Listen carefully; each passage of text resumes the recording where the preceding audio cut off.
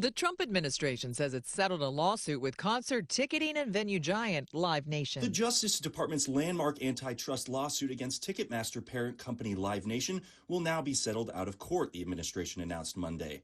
The Trump administration argues the settlement will provide immediate benefits to ticket buyers by requiring Ticketmaster to now allow competitors like SeatGeek or StubHub to list tickets directly on its website, putting price comparisons directly in front of consumers. Live Nation has also agreed to divest up to 13 amphitheaters, which officials said should drive down its monopoly power over major performance venues. The announcement comes as trial was already ongoing against the company in New York. Several states who had previously joined the suit criticized the Justice Department and said they'll still seek to pursue the case separately. Alex Mallon, ABC News, Washington. In the U.S., pet ownership is at an all-time high, and even though dogs continue to outnumber cats, there's a generational shift. During the pandemic, it seemed everyone was adopting a dog, but these days, a lot of younger people are getting cats instead. Pet care app Rover says cat adoptions are on the rise among first-time Gen Z pet owners. The American Pet Products Association says Gen Z and millennial men make up the fastest-growing group of cat owners, possibly because these cat dads consider them lower maintenance, lower cost, and easier to take care of in comparison to dogs. ABC's Sherry Preston. Volatile storms and tornadoes causing problems and more storms on the horizon today. Michelle Franzen, ABC News. A small business affirmation from Progressive. Plumbers, today will be a good day. You will be profitable. Your clients will be nice. No one will stand over you and tell you how to fix the thing they actually hired you to fix. You will also feel at peace after switching to Progressive, America's #1 commercial auto insurer. See if you can save in as little as 8 minutes at progressivecommercial.com. Progressive Casualty Insurance Company and Affiliates, #1 commercial auto insurer from the NAIC's 2024 National Premium Data. News Talk 610 AM and 102.1 FM. KBNU. 4:05, and with your KBNU local headlines, I'm Will Fiedelwright. Well, a 21-year-old airman stationed at Hill Air Force Base pleaded guilty last month to sexually abusing a woman after a party last August. Kevin Jew appeared in Logan's 1st District Court where he had accepted a plea deal. Now, police began investigating the assault back in August after the victim had sought treatment at a hospital. Now, the woman had told investigators that she met Jew on a dating app called Hinge and that they met at her Logan apartment on August 2nd. Now, the two later attended a birthday party where witnesses had reported seeing Jew make unwanted advances toward the woman. Now, after getting a ride back to the victim's apartment, Jew touched her against her will and sexually assaulted her, according to police. Now, when the victim texted Jew about the assault afterward, he reportedly apologized and stated that he had been caught up in the moment. Now, Jew remains free on $20,000 bail. He's scheduled to be sentenced April 15th and could face up to 15 years in prison. Well, the Utah legislature concluded its session Friday night, passing a record number of bills that included tax cuts, judicial expansions, and also a major state expenditure. Now, lawmakers addressed affordability by cutting the state income tax and also implementing a temporary 15% gas tax reduction. Now, in a significant judicial shift, following recent redistricting disputes, the legislature also added 2 justices to the Utah Supreme Court and 2 to the Court of Appeals.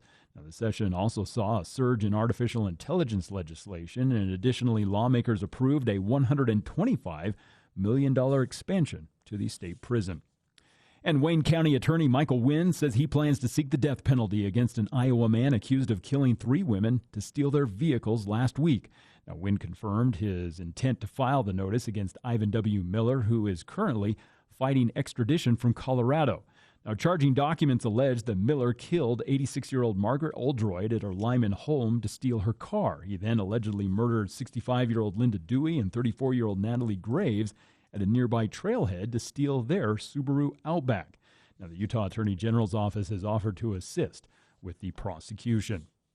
And finally, an Ogden man was arrested on Friday night after allegedly stabbing another man in the throat during a residential confrontation, according to police. Officers say they responded to the scene just before 9:30, finding the victim suffering from a non-life-threatening stab wound. Now, he was quickly transported to a local hospital for surgery. According to arrest documents, the altercation began when the victim found a 35-year-old Darnell Jackson in his bedroom with a woman. Though initially uncooperative with investigators, the victim identified Jackson later as the attacker after recovering from surgery. Now, Jackson denied the allegations, claiming that an unknown individual had stabbed the victim. However, police reported finding Jackson attempting to clean the crime scene when they arrived. Well, it's been a nice afternoon with temperatures in the low 60s, a mix of sun and clouds, and now we'll see clouds continuing overnight tonight. Temperature's going to drop into the low 30s. Tomorrow, highs expected to be around 48. We'll get back into the 50s on Wednesday, then 60s coming for Thursday and Friday.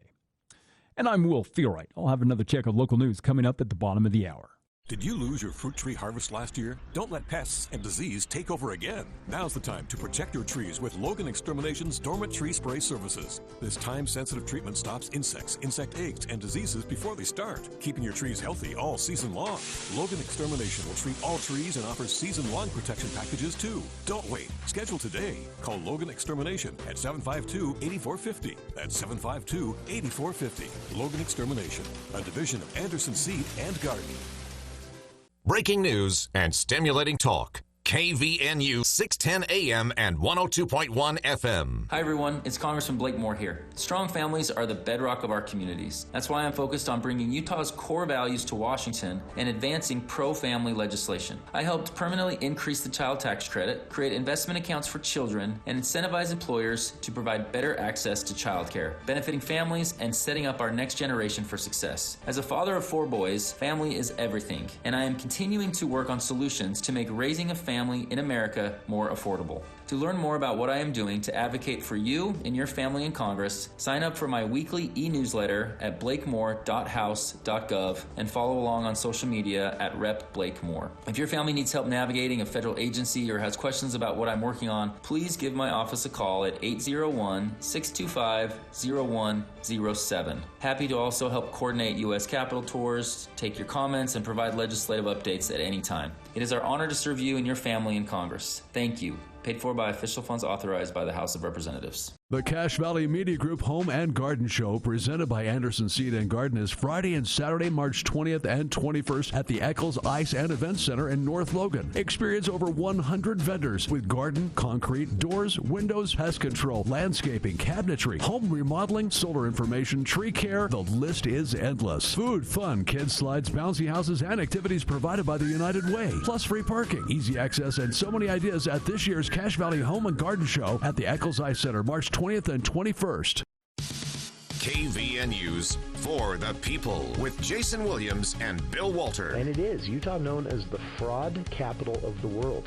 Not because we have more people committing fraud, but because we have so many people falling for it. Going beneath the headlines and connecting you to the newsmakers. The radio is a great way to get the word out to a lot of people in an emergency. So we thank you for your help and being a partner with us. For the People on News Talk KVNU 610 AM, 102.1 FM, online at 610kvnu.com and on the KVNU mobile app.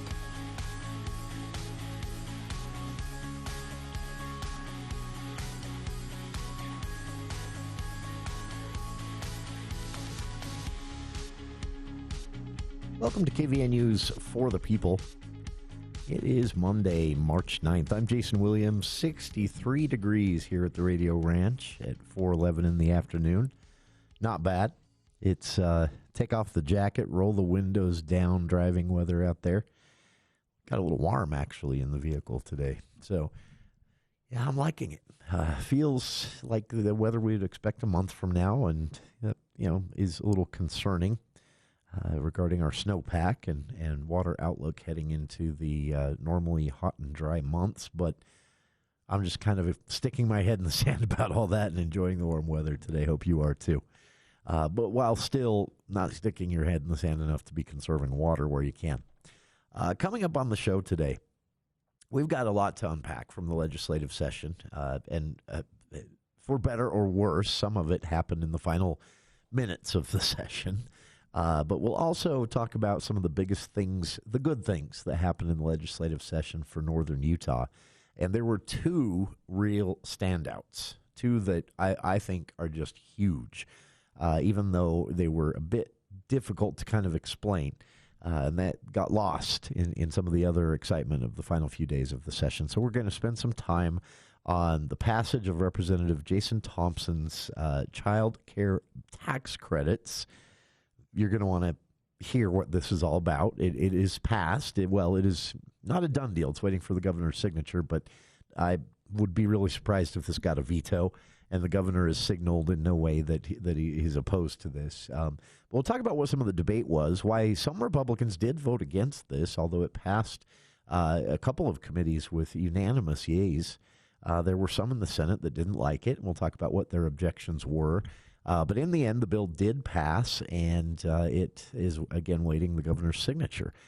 This is a bill that will create an incentive for businesses to offer child care in a multitude of ways that they can choose to do that. On-site child care, some larger companies choose to do that, but obviously not feasible for companies with, say, less than 50 employees in a small space to work in.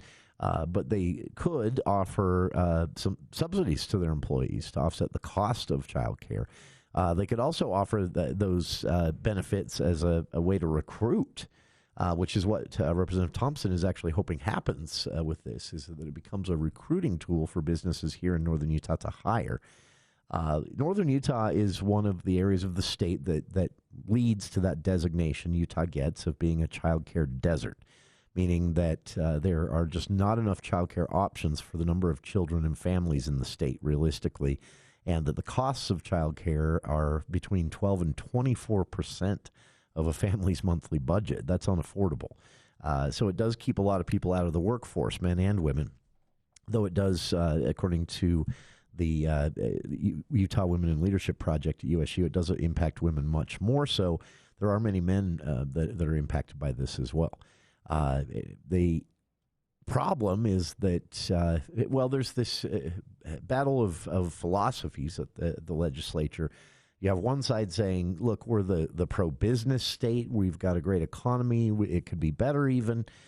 We have a lot of people that want to be in the workforce but aren't because they can't afford childcare or just simply don't have childcare options in their area. Again, something that is a problem here throughout a lot of northern Utah. And so as a pro-business state, we should incentivize businesses using, market tools to offer childcare through the private sector. Then there's another philosophy that says this is not the business of the state. The state shouldn't be spending money to subsidize child care, either through tax credits to businesses or through direct spending, and that if people stay out of the workforce, that's just their choice, and let's leave it alone. And those two philosophies have butted heads for a few years now. But the reality is it's a problem. Whether we address it or not is the debate, but it is a known problem. So Representative Thompson said this was his idea, at least taking a chunk of the problem away, and it did pass. So we'll revisit what he had to tell us about his thinking on this, what the bill actually does, and some of the data that inspired him to actually run this bill, which again passed and is just awaiting the governor's signature. We'll also talk about the big land sale announcement in the final 2 days of the session. Representative Casey Snyder, acting in his role as not just a representative of Cache Valley, but also a leadership position, Majority Whip, made a huge announcement that working with the Trump administration, they had agreed to a sale of land, 22,000 plus acres, that is former Great Salt Lake bed, now just kind of wetland marshland area. There's been a 20-year legal battle over this between the state and the federal government, and it got very quickly resolved last week, and it's kind of a windfall financially for the state. We'll talk about the details, what it means for the Bear River Migratory Bird Refuge to expand by 22,000 acres and more. That's all coming up in hour 2. So the good stuff. Unfortunately, there was some bad stuff. A couple of things that have become controversial that played out in the final hour, basically, of the legislative session. First off, there was a bill. This wasn't germane to Cache Valley. It was a bill that basically authorized, it didn't mandate or make happen, but it said the legislature won't oppose Salt Lake County splitting into 2 counties. This has been a 20-year, battle. Well, not really battle. It's just there are parts of Salt Lake County that are very red, and then 3/4 of it are purple and blue. and they don't get along sometimes. And so the red portions of, for years, said we'd like to separate and become our own county. We'd like to secede from the county, become our own county. Proponents say that, because they are the conservative parts of the county that are far outnumbered voter-wise by the blue parts, they should have the right to separate and form their own county that's governed the way they want to be governed, not by the Salt Lake County Council or the decisions of Salt Lake City. So this has been they've called for this for years.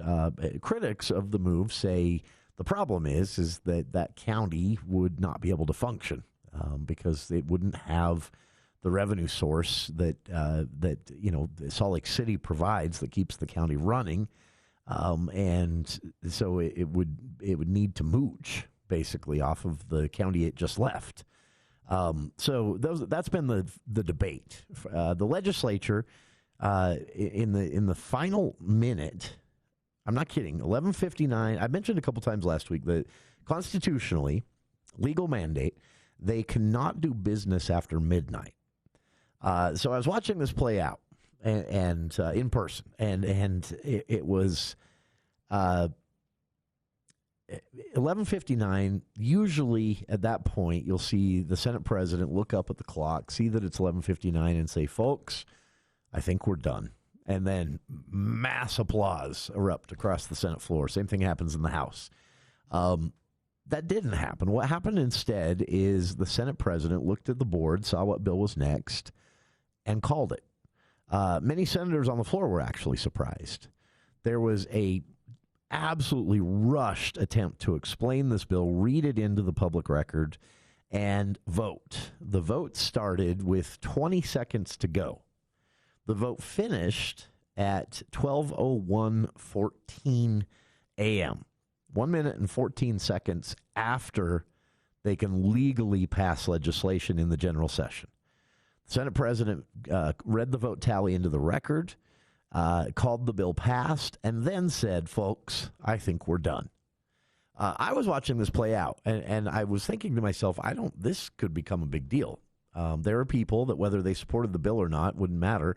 There are rules, and these rules are constitutionally mandated, and they just ignored it. And that's been a bit of a problem with the legislature of late. Feeling a bit too invincible, feeling a bit unaccountable to the public.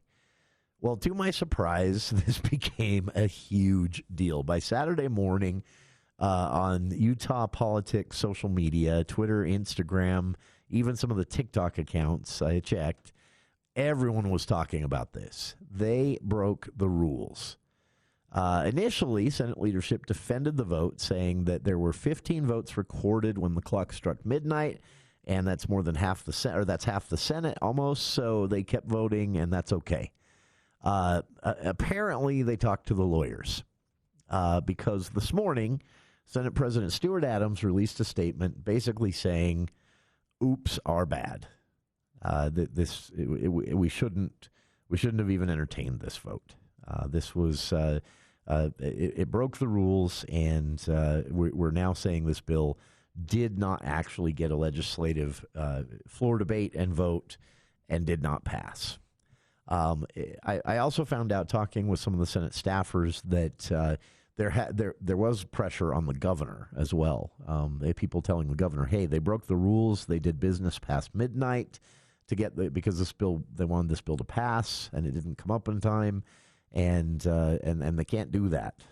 They can call a special session for this bill if they want. They can bring it up next year, and the general session starts in January 2027, but they can't vote on a bill after midnight, vote and pass a bill after midnight. I don't know what the governor's office said. I just know that people have said that they spoke with folks in the governor's office who said, "Yeah, we're hearing about this too."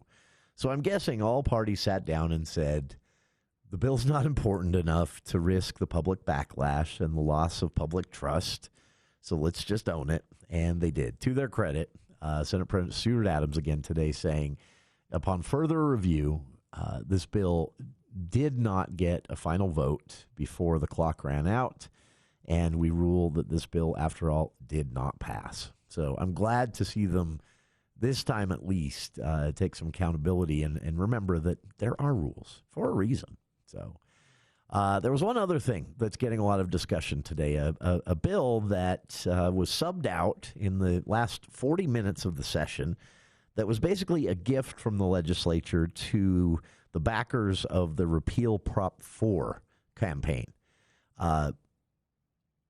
People aren't liking this. Most of the reaction I've seen from folks online, even backers of the repeal effort, have said, this looks like we're cheating. We'll talk about that right after this. Today's hearing aid technology can improve not only your life, but the lives of the people who care about you. Once again, you'll be able to hear the reason for their laughter and understand conversations. Dr. Paul Danes at Cache Valley Hearing and Audiology will customize a hearing improvement program to meet your unique requirements, whatever they are. Call Cache Valley Hearing and Audiology for an appointment and let them show you how. Bring back what you've been missing. Bring back Cache Valley Hearing and Audiology. It's Truck Month at West Motor Company. And around here, buying a truck still starts with a handshake. West Motor Truck Month. For over 80 years, West Motor has been doing business the right way. Straight talk and serious savings. We're talking up to $12,000 off heavy-duty trucks and up to $11,000 off half-tons. Plus, get 0% financing on select Ford trucks. Ford, Ram, built to haul, built to work. And if West Motor doesn't have exactly what you're looking for, they'll find it. West Motor Truck Month. Come experience the West Motor difference. Cache Valley Chamber of Commerce invites you to attend the 2026 Awards Gala on Thursday, March 26th at the Riverwoods Conference Center. Enjoy a wonderful evening celebrating a growing Cache Valley with elegant dining and recognition of local outstanding businesses and individuals who not only lead in our community but also serve. Don't miss the Cache Chamber 2026 Awards Gala Thursday, March 26th at the Riverwoods Conference Center. Reserve your seat at cachechamber.com. That's cachechamber.com or call 752-2161.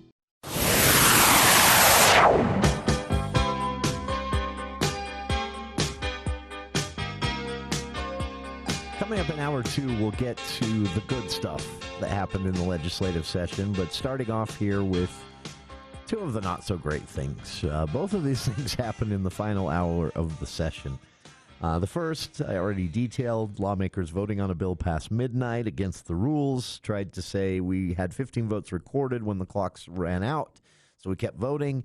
Apparently, they talked to the lawyers over the weekend, and they're finally responding to public outcry over this maneuver, saying this morning, Senate President Stuart Adams in a statement saying, upon further review, we decided that, no, this bill did not actually get a legal vote and passage. And so they're scrapping it. It was a bill that would have allowed Salt Lake County to split into two counties.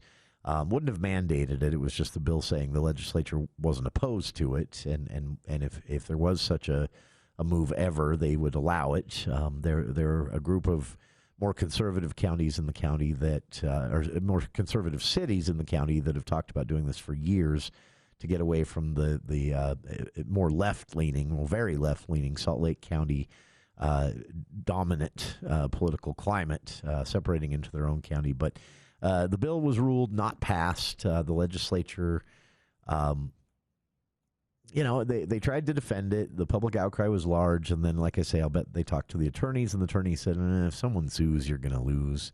And they just decided to own it. And it's not a thing they do a lot these days, so I'm happy to see it. The other not-so-great thing, I don't get this one. I don't know what anybody won in this one.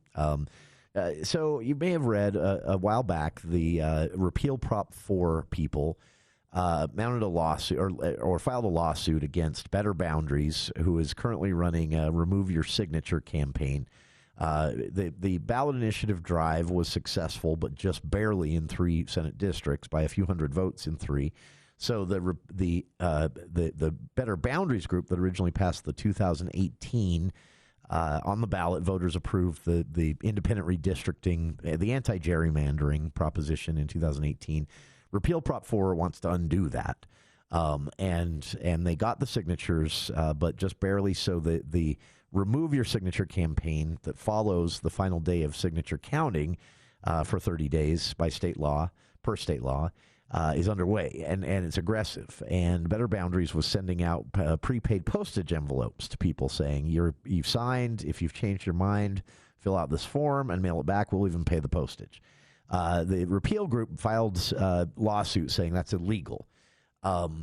It turns out the law wasn't clear. They probably would have lost that lawsuit. I don't see the difference between sending paid postage envelopes and paying signature gatherers, which both of these groups did, both Better Boundaries in 2018 and the Repeal Prop 4 people this year. Both of them paid signature gatherers to collect signatures at grocery store entrances and parks and everywhere. So I don't see the difference between that and sending out prepaid postage to get people to remove their signature by sending a form into the county clerk. That said, the technical side of this, the law wasn't clear. And so basically the legislative attorneys had looked at the lawsuit at the request of lawmakers, not the Repeal Prop 4 people. And there's a decent question of whether that's ethical of lawmakers to get involved that way on the taxpayer's dime. But they were told basically this lawsuit probably isn't going to work. The signature removals that come from those prepaid postage envelopes were probably going to count. So 40 minutes to midnight, they passed a bill that had been written working in collusion with the Repeal Prop 4 people to basically say the legislature has now made that illegal to send prepaid postage envelopes for signature removal requests, and that any signatures sent into counties under those in those prepaid envelopes will not be counted. So this was a total gift from the legislature to the Repeal Prop 4 campaign. Now, it's no mystery they support it.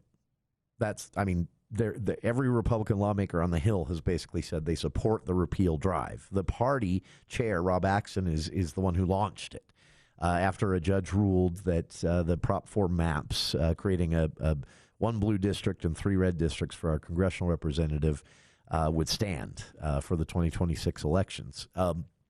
Obviously, Rob Axson's chair of the party wasn't happy with that. He launched this effort.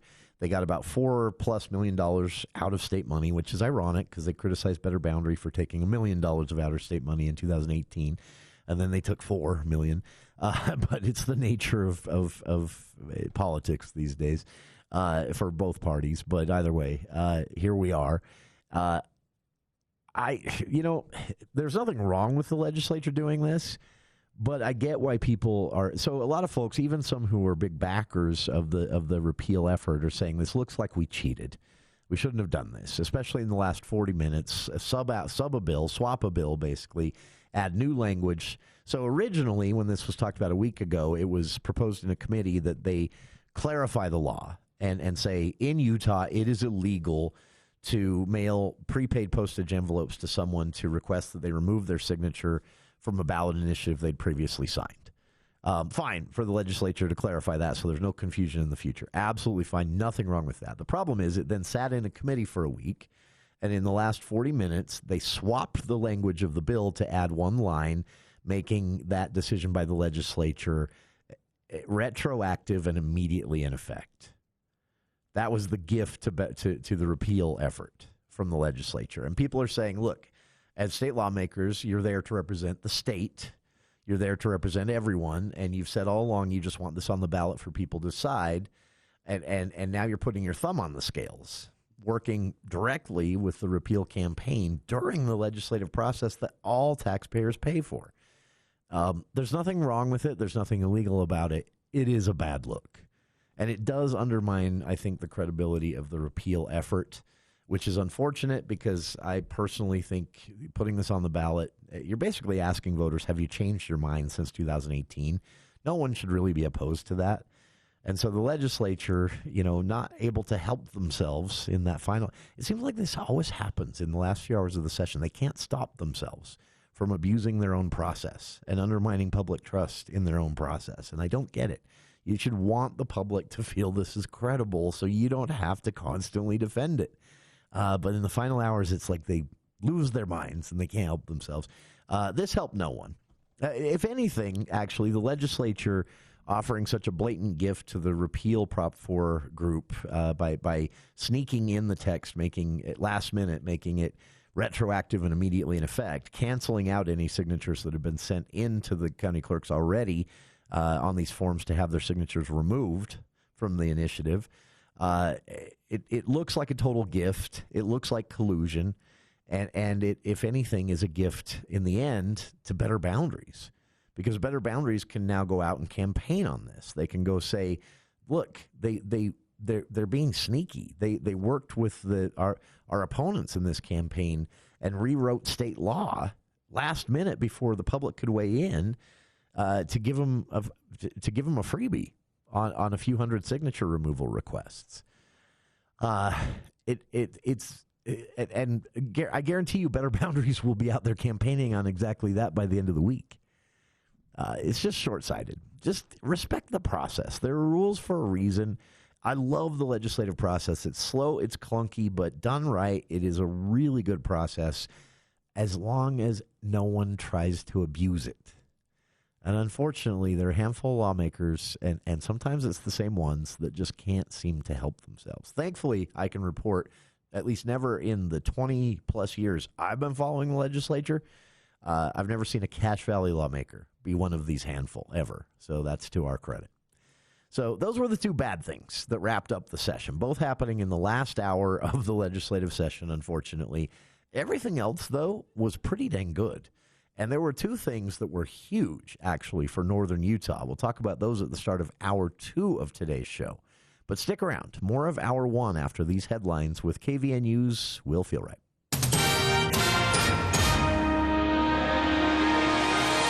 Well, thank you, Jason. If you are driving by Logan High School this afternoon, you may notice an increased police presence. That's as a number of Cache County law enforcement and fire agencies are conducting active shooter response trainings. Now, the Advanced Law Enforcement Rapid Response Training is involving Logan, North Park, Smithfield, along with Cache County Sheriff's Office, Logan Fire, and Cache County Fire. Now, dozens of officers are going to be in full tactical gear through the afternoon, simulating real-life emergency scenarios inside the school building. Now, Logan City Police Chief Jeff Simmons said it is a scenario that nobody likes to think about but still needs to be prepared for. Now, it also strengthens the cooperation between the agencies that exist in the valley. Now, the training will take place this afternoon and tomorrow afternoon. Now, Shana Longhurst, Director of Communications for the Logan City School District, stated that the highly visible drills are not interfering at all with after-school activities. Well, a modest crowd gathered in downtown Logan over the weekend, Saturday, as part of the nationwide Stand Up for Science Day of action protesting the Trump administration's science and healthcare policies. Now, organized by Cache County Democrats and We the People Cache Valley, the rally took place at the Cache County Historic Courthouse. Now, Utah State University Ecology Center Director Nancy Huntley hosted the event, which featured young speakers urging the government to listen to science. Now, the Logan protest coincided with demonstrations that were held throughout the country. Now, nationally, organizers were pushing back against federal research funding cuts and also the Make America Healthy Again Commission, which is led by Health and Human Services Secretary Robert F. Kennedy Jr. Meanwhile, dueling rallies took part in downtown Salt Lake City on Saturday at the same time, highlighting divided local perspectives on the recent military strikes in Iran. Now, the Stand for the People of Iran event, organized by the Iranians of Utah attendees, said they supported the military action as a necessary step to dismantle the Iranian Islamic regime. Meanwhile, a few blocks away at the federal building, anti-war protesters said they strongly condemned the military intervention. Now, despite the contrasting views on the U.S. intervention, participants at both downtown gatherings emphasized the importance of maintaining open person-to-person dialogue. And a bizarre story out of Utah County where a Colorado man is in custody now after allegedly breaking into an occupied home in Provo last Thursday night, fighting with an armed resident and stealing a truck after being shot. Now, the incident began to unfold at around 8 a.m. Thursday. According to the Utah County Sheriff's Office, the suspect had unlawfully entered the home and began damaging property. Now, when confronted by a resident who had drawn a firearm, the suspect refused to leave and moved further inside. Now, a physical altercation ensued, during which the resident fired multiple shots in self-defense, striking the intruder once. Now, the wounded suspect fled the house, stole a truck parked outside, and attempted to drive away, but deputies intercepted the vehicle and arrested him shortly after. Well, we've had temperatures in the low 60s today. It's been nice as we've had a mix of sun and some clouds. And now tonight, we'll see temperatures drop into the low 30s. Tomorrow will be back around 48 for our high, and then it'll start to warm back up. Wednesday, expected to be around 50, and then low 60s returning for Thursday and Friday. Doesn't look like we're going to see any chance of moisture until possibly Saturday and Sunday. And weather this hour is brought to you by Logan Extermination when it comes to greening up your grass or helping to take care of your fruit trees as we head towards the spring months. That's what Logan Extermination is there for. Give them a call. You can get signed up for their pre-emergent and fertilizer applications coming this spring. It's 752-8450. I'll have another check of news coming up at 5:05. With your KVNU local headlines, I'm Will Theoright. ABC News, I'm Michelle Franzen. In week 2 of the war against Iran, President Trump telling reporters the U.S. and Israel have made major strides in destroying Iran's military capabilities. From naval ships, he says, to missile sites, and the president says they're also hitting targets to keep Iran from rebuilding its arsenal. The drones are way down. Their drone manufacturing's been hit starting today. We know all of the places they manufacture the drones, and they're being hit one after another. It comes as Iran has said it's chosen a new leader, the son of the Ayatollah killed in the initial strikes. He's expected to carry on the regime's hardline policies. In New York City this afternoon, a jury finding Oren, Alon, and Ty Alexander guilty on all counts in their federal sex trafficking trial. 11 women testified they were sexually assaulted by one or more of the brothers and real estate titans. The trial lasted 5 weeks. All 3 pleaded not guilty. On Wall Street, stocks ending up today despite concerns over the war. This is ABC News. At BellSculpt, we believe cosmetic surgery is more than changing how you look. It's about how you feel. Whether it's a tummy tuck, breast augmentation, arm lift, or another procedure, our board-certified surgeons deliver beautiful results designed just for you. With advanced techniques, personalized care, and a team that truly listens, you can trust BellSculpt to help you look and feel your best. Call BellSculpt today or visit bellsculpt.fm to schedule your free consultation. BellSculpt, your body, your way. Bringing Wall Street to Main Street. From your local experts in downtown Logan, this is the Adams Wealth Advisors Market Report. Good afternoon. This is Mitch Green with Adams Wealth Advisors. Stocks end the day on a bright note after rebounding from another session of geopolitical-related turmoil. The President of the United States signaled near the market close that the U.S.-Iran conflict could be ending soon. Oil prices dived below the $90 mark, easing inflation concerns. All major indices ended the day meaningfully higher. The Dow Jones Industrial Average rose 239 points to 47,741, while the Nasdaq advanced 1.32% to 24,967. The S&P 500 gained 0.83% to 6,796. The rally was broad-based as most sectors ended the day in the green. Financials and energy were the only sectors that posted losses because of their sector-specific issues, such as private credit concerns and lower oil and gas prices. The bond market also rallied as inflation concerns eased. The U.S. 5-year Treasury yield declined 2 basis points to 3.7%, and the 10-year yield slid 3 basis points to 4.11%.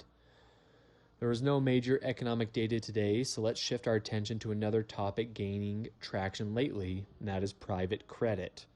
There has been some loss of confidence in the industry after reports of rising defaults, particularly in the software sector. At the same time, significant redemption pressures on large, retail-focused funds have surfaced. Many firms in the industry, such as Blue Owl Capital, Blackstone, and BlackRock, have had to halt redemptions or impose caps on withdrawals, highlighting the tension between the complex, illiquid, and risky nature of loans made by private credit funds and the liquidity needs of retail investors.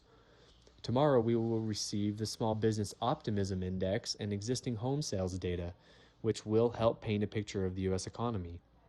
This is Adams Wealth Advisors, and thank you for listening. That's your update from Adams Wealth Advisors.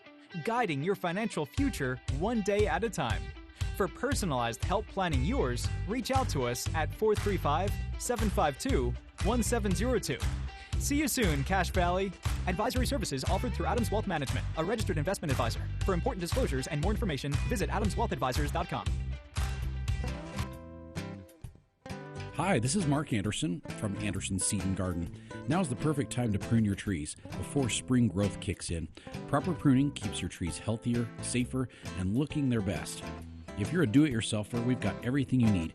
Hand pruners, loppers, pole saws, pruning seal, and expert advice to make the job easier. Stop by and let us help you get your trees in shape for the season.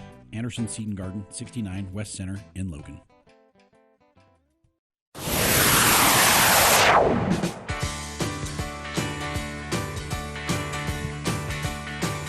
Also coming up in hour 2, Cache County Council Chair Sandy Goodlander will be joining us. She's going to recap the session from the county's point of view. How nice or not nice were lawmakers to counties this year? We've seen an uncomfortable strain of intent from the legislature over the last several sessions to take decision-making power away from cities and counties. It was noticeably absent this session, or at least not talked about. We'll get the chair of the Cache County Council's take. Sandy Goodlander joining us at the start of hour 2. And again, we'll also hear what Representative Casey Snyder had to say in the announcement of a big land sale to the federal government that is usually the opposite of what Utah lawmakers are asking for. But this is a good thing, both for the Great Salt Lake, the Migratory Bird Refuge, and the state's general fund. It was a deal that it worked out directly with the president, resolving a 20-year conflict over 22,000 acres along the shores of the Great Salt Lake. Representative Casey Snyder, in his role as Majority Whip, made the announcement last week, and we've got the audio for you. That's coming up in hour 2 as well. One of the other big things that happened in the legislative session that didn't get a lot of attention, but I think it's huge, and especially for northern Utah, was the passage of Representative Jason Thompson's House Bill 190. Representative Thompson, representing roughly the Logan City area of Cache County in the Utah House, sponsored child care business tax credits. It passed unanimously through a couple of committees, got a really raucous House floor debate, ended up passing 48-21, passed the Senate 20-6. The opposition was strange. In fact, when Senator Dan McKay spoke in opposition to the bill, many people questioned whether he'd actually read the bill or knew what it was that he was opposing. So I would say this one was popular, other than some confusion around it for some reason in the Senate. We spoke with Representative Thompson early in the session to talk a little bit about what this bill did, but also what prompted him to run it in the first place. Here's what Representative Thompson had to say about addressing Utah's childcare desert through private market incentives. We have 4 counties out of our 29 counties in the state of Utah that do not have one licensed child care provider. Really? Not even one. Wow. 4. And then in the rest, we've got enough spots for one child for every 3 that need a spot. So, wow. Child care is one of the biggest issues. When I talk to constituents, it's affordability. It's number 1, it's housing. Number 2 is child care. Number 3, it's wages. Wages haven't kept up.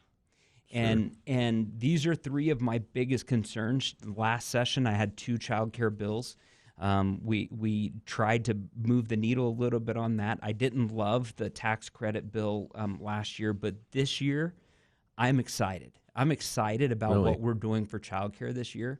We've got to stop and think about this. We are number 1 in economic development in the state of Utah. We have the fastest growing GDP in the country. Yeah. We're exporting all kinds of goods and services. We're phenomenal. We have tremendous entrepreneurs. But one of the biggest concerns that we should all have is we are exporting our children. Yeah. And we have to and that's not an exaggeration. It's not. It's not. They can't afford to live here. They're not staying. They're leaving. We're losing one of our greatest resources here. So childcare for me is one of the biggest issues. 64% of families in Utah have both parents in the household that have to work. Sure. Only 36% of our child care needs are being met statewide.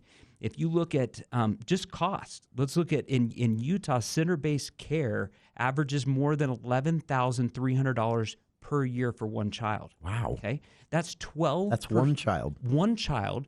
That's 12% of a married couple's median income, and a devastating 32% of a single parent's income. That is wild. Now let's throw one infant and one toddler in there. That goes to $24,000 and rising. Which is, at that point, becomes just unaffordable for most families. Absolutely does. Now, one thing that I really want to point out with the bill that I'm running this year, I do not support government child care. I do not support getting the government into the child care business. So something like a state-run child care program or something like that, you wouldn't support. No, that's not what this is, right? I believe this is an opportunity for the private sector and for communities to come together in a really big way. Now, the government plays a role here. We tax businesses, we tax individuals and families. So with changes in the One Big Beautiful Bill this year, the child tax credit was enhanced to $2,200 per child. That's right. There was an improved child independent care credit, so that there's a 50% eligible child care expenses credit for families. There's an expanded dependent care flexible spending account, so the FSAs were expanded where you can put $7,500 into those accounts versus $5,000. But one of the most important changes that was made is the tax credit as of last year before the One Big Beautiful Bill only applied to large businesses that could build out infrastructure for childcare. Okay. The difference is this year, the One Big Beautiful Bill changed that to saying, hey, small businesses, any business that has done $31 million or less in revenue can get, on a federal level, can get 50% back in qualified child care expenditures that they pay on behalf of their employees. Okay. In Utah, what I'm doing is I'm running a bill to mirror the federal credit with a 30% state credit. So small businesses, for all intents and purposes, can get 80% of qualified child care expenditures back in the form of a credit.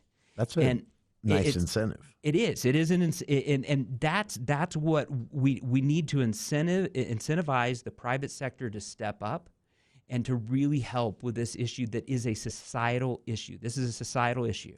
From an economic standpoint, the state's losing almost $2 billion in economic productivity. Now, this is not about economic productivity. This is about families. Sure. But if you want to look at it from a fiscal perspective. You wrote about this, right? In the Deseret News op-ed. More than $1 billion? Yeah. It's actually $1.36 billion was one estimate, and another estimate was as close to $2 billion. But approximately $258 million in annual income tax revenue that the state loses out on for people that would be working otherwise. Now, there's some that are concerned about, hey, moms in the home. Is it going to pull more moms out of the home? Those types of things. The data doesn't show that, and sure. We've got to. I mean, and this goes into a bigger issue of fertility rates, right? You've got to have a 2.1 child per couple fertility rate in order to replace your population. United States, it's down to 1.6. Utah, we're down to 1.8.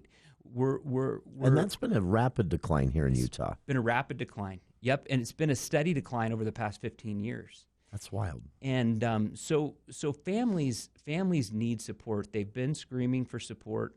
My goal, that's why we did the op-ed. I did it with Kristen Andrus, a friend of mine from Salt Lake, who's she's a social media influencer and just a great person. And Senator Heidi Baldry, we did this op-ed. We want to get information out there. We want people to be aware that this is an issue. Sure. Because our communities and the private sector have the capacity to come together for the solution here. I really believe that. So it would businesses, I mean, I know legislation changes a lot, and it's not even day one yet, but the idea behind this, at least, businesses could create an on-site, child care option, or they could team up through local groups, Chamber of Commerce, whatever it might be, and bring child care options to the entire community. And then they would be incentivized to do this by basically getting 80% of those costs back via a tax credit. Yeah, that's correct. So the construction part, if you build out infrastructure, all that's a little bit different. That's for larger companies. Okay. For our small businesses, what happens is if you license, if you contract with a licensed child care provider, and you pay qualified child care expenses in behalf of an employee, that you will be qualified for a credit back. Okay. Now, in Utah, we just require you to take the federal credit. If you take the federal credit, then you can qualify to take the state credit. And if you stack the two as a small business, you get the 50% plus the 30%, so a total of 80%. That is wild. Opportunity. Yeah. That's quite an incentive, especially when you consider looking at that lost economic activity and also the effect that – because we do have, much like we were discussing with school absenteeism, there also is an on-the-job absenteeism that is tied directly – to lack of child care options. Yeah. And that's how you get to a loss of $1.36 billion in economic activity, right? Yeah, absolutely. And you hit the nail on the head. I mean, the lost productivity for whatever reason, when you don't have reliable child care, your number one priority has to be your children. Sure. Right? And it should be your children. My concern is, what about these families that they can't survive without two incomes? Right. Sure. We've got people in a really hard place, and I know several people like that where both are working because they have to. If they did, and most of that is to pay for, ironically, childcare. Yeah. If they could do that a different way, one of them might go back down to part time, and that is literally because they just have to. It's costing them so much for childcare and the childcare they need. No matter what, that they both can't work. And the other issue, they both have to work. The other issue, Jason, that I think is really important, in Utah, we are number one in the United States for upward mobility, which is people moving from one economic position or situation and moving to another. So being able to have a greater job experience and have greater income and all those things. I want to make sure that also that we aren't incentivizing people where we do provide resources on a state level for families that are low income families for childcare, for example. Sure. What I don't want to do is I don't want to create a system or a situation where people don't go take work that should take work because they need to in order to pay the bills. But if they do, then they lose X benefit. And then the taxpayers are on the dole for that. Sure. Right? So I really want to focus on this upward mobility. Our Congressman Blake Moore just introduced the Upward Mobility Act, and what he's trying to do is he's trying to say, hey, Washington, let 5 states just take care of some of these programs on a state level, and we will do it so much better than you can do it. We need to do it before we hit crisis point where the house of cards crumbles. And so I'm really excited. For anybody interested, look up the Upward Mobility Act. I think it's really an awesome way, again, to return things to the states that should have been at the states anyways, that shouldn't be in Washington. And interestingly enough, Congressman Moore uses a phrase you use in your when he's talking about all this, he uses a phrase that you use in your op-ed in the Deseret News, referring to childcare as infrastructure, like the way we think about roads, internet services, electricity to the buildings where we work. You say we need to start thinking about childcare that way. Absolutely, that makes sense. It's the infrastructure of a civil society, and sure. And we have to think of it that way, right? We have to think about, hey, we are raising our next generation of leaders, and what are the deficits that we have when, as a society, we are not having appropriate conversations, and we're not working to really carve out the best solutions and bringing the right partnerships along, which here, like I said, it's our communities and the private sector, I think, have a tremendous amount that they can play here to help solve a very, very complicated problem. Again, that was our conversation with Representative Jason Thompson about House Bill 190, now passed the legislature. That conversation happening in the first few weeks of the legislature as it headed into its first committee hearing. It awaits a governor's signature now, which I'm guessing it will get. And I think it's one of the larger, most impactful things to happen during the legislative session. And, of course, it got no headlines because of that, and no controversy. On the other side, we'll talk more about the legislative session from the point of view of Cache County. County Council Chair Sandy Goodlander joining us at the start of Hour 2 of today's show to decompress, recap, and look at the highlights from the session from the county's point of view. That's coming up in a few minutes here on KVN News for the People. News Talk 610 AM 102.1 FM KVNU. You've got your whole life ahead of you, so choose a Medicare plan you can count on. And if you have both Medicare and Medicaid, you may be eligible for a United Healthcare Dual Complete plan if your Medicaid status has changed. A Dual Complete plan may help you get more benefits than original Medicare alone. Visit uhcdualplans.com to learn more. That's uhcdualplans.com. United Healthcare Medicare plans. It's Medicare coverage you can count on. Hey golfers, are you ready for the golf season? Birch Creek's punch passes are on sale at the spring sale price, currently at a $20 discount, and are on sale through March 31st. Visit birchcreekgolf.com and purchase your punch pass online. Birch Creek's punch passes never expire and are valid 7 days a week. So if you love golf, call Birch Creek today or visit birchcreekgolf.com and purchase your punch pass at the spring sale price. That's Birch Creek Golf Course in Smithfield.